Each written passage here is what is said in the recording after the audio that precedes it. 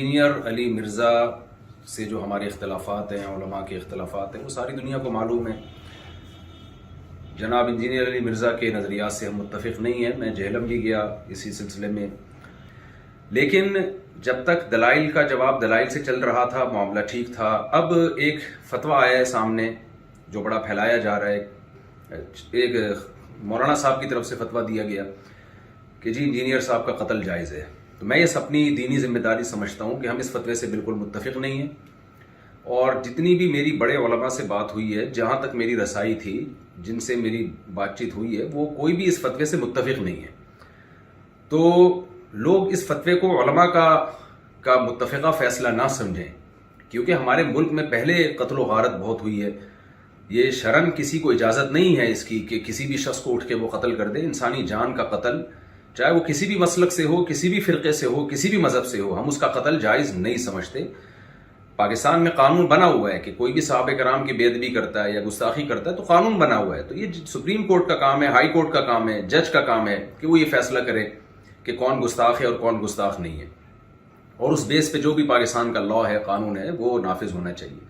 لیکن یہ جو ایک فتویٰ دیا گیا ہے کہ جی اٹھ کے قتل کر دیا جائے، یہ بالکل ٹھیک نہیں ہے۔ میرے بیسیوں اختلافات ہیں انجینئر علی مرزا سے، میرے کیا، اہل سنت والجماعت کے علماء انجینئر علی مرزا کے عقائد کو درست نہیں سمجھتے، لیکن قتل و غارت کے فتوے دینا، انسانی جان غیر محفوظ ہو جائے ہمارے ملک میں، یہ بالکل جائز نہیں ہے۔ ہم اس کی پرزور مذمت کرتے ہیں، اور اس کو علماء کا فتویٰ نہ سمجھا جائے۔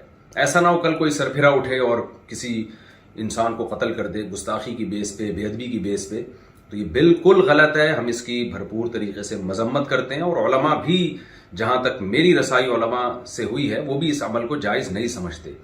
تو ملک میں امن کی کوشش کریں، اور دلائل کی دنیا میں رہ کے ہی بات کی جائے گی، اس سے آگے بڑھنے کی کوشش نہ کریں، قانون اپنے ہاتھ میں لینے کی قطعاً کوشش نہ کریں۔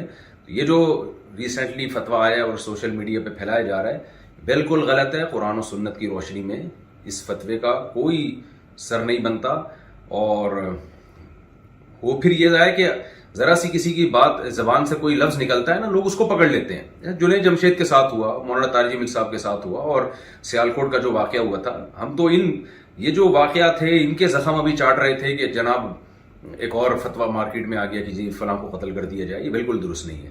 تو خدارا جو مذہبی لوگ ہیں وہ جنون کی حد تک آگے بڑھنے کی کوشش نہ کریں، پاکستان کا، اسلام کا امیج دنیا میں خراب کرنے کی کوشش نہ کریں۔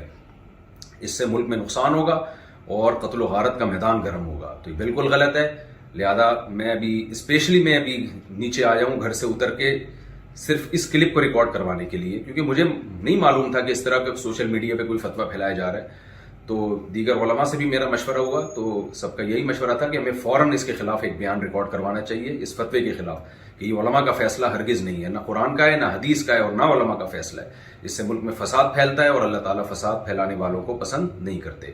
تو ملک میں ہر ایک کی جان محفوظ ہونی چاہیے، چاہے وہ کسی بھی مسلک سے اس کا تعلق ہو، یا کسی بھی فرقے سے، یا کسی بھی مذہب سے، کوئی بھی رائے ہو۔